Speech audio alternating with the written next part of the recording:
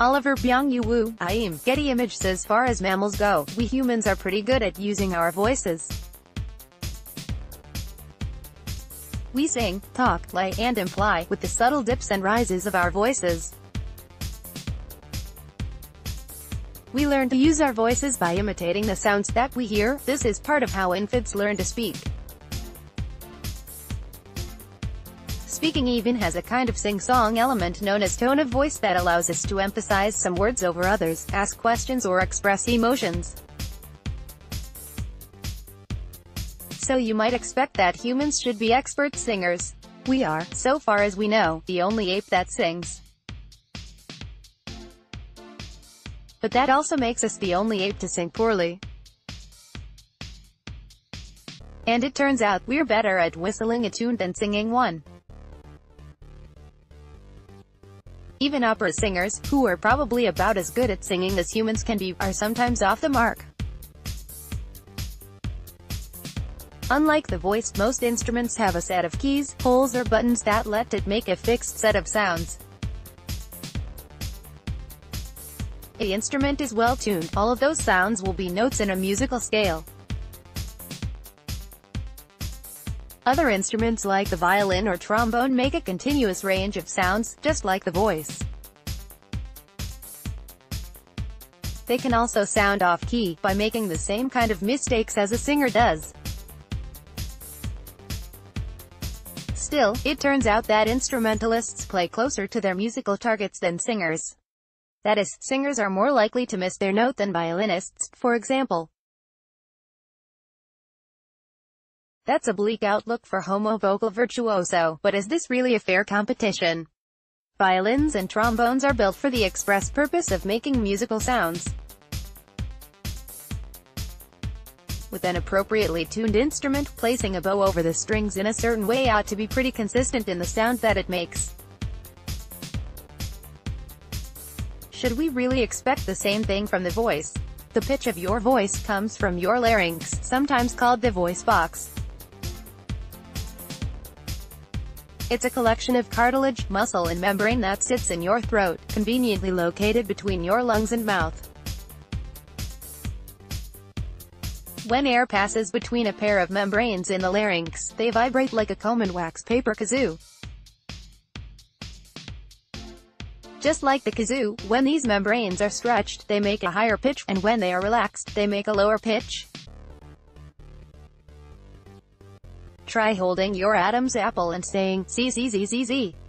Did you feel something? To make the SSSSS sound, you swing these membranes out of the way so they don't vibrate anymore. Try it, no more vibration, right? But the voice has a disadvantage. The larynx is controlled by a complicated and interconnected set of muscles. Whether one muscle raises or lowers the pitch of your voice can depend on what the other muscles are doing.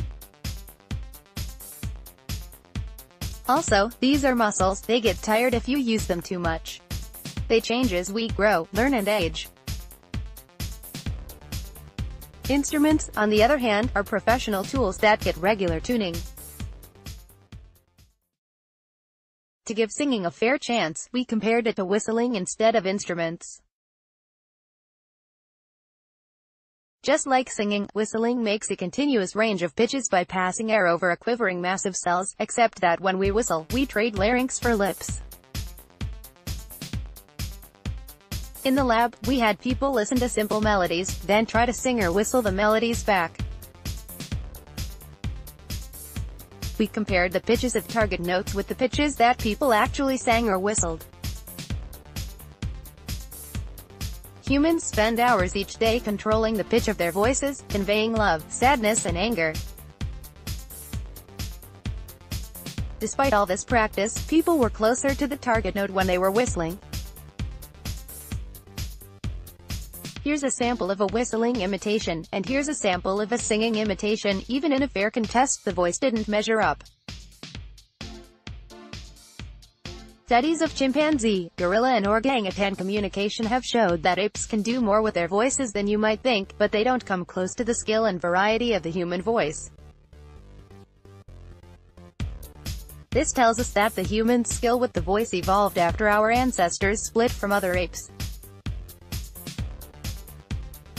These studies also tell us that control over the lips evolved much earlier, and we think that this might explain our findings. Maybe evolution hasn't had enough time to tune the larynx. It could also be that the larynx is tuned just well enough for speech, and for many of us, singing just asks a little too much. If we have this long since evolved skill with the lips, then why don't we speak in whistles? The answer is that the voice carries a lot more information than just high and low pitches. We use the placement of our lips and tongue to amplify some parts of our voice and dampen others. This is how we build up the sounds that we use to speak. Whistles, on the other hand, are very simple sounds, and there is not much room for the rich acoustic tapestry of speech. An analysis of singing and whistling.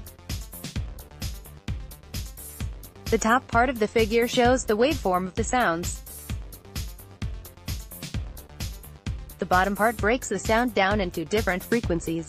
Dark parts mean that a certain frequency is strongly present, and light parts mean it is absent. That's why the two vowels sound different.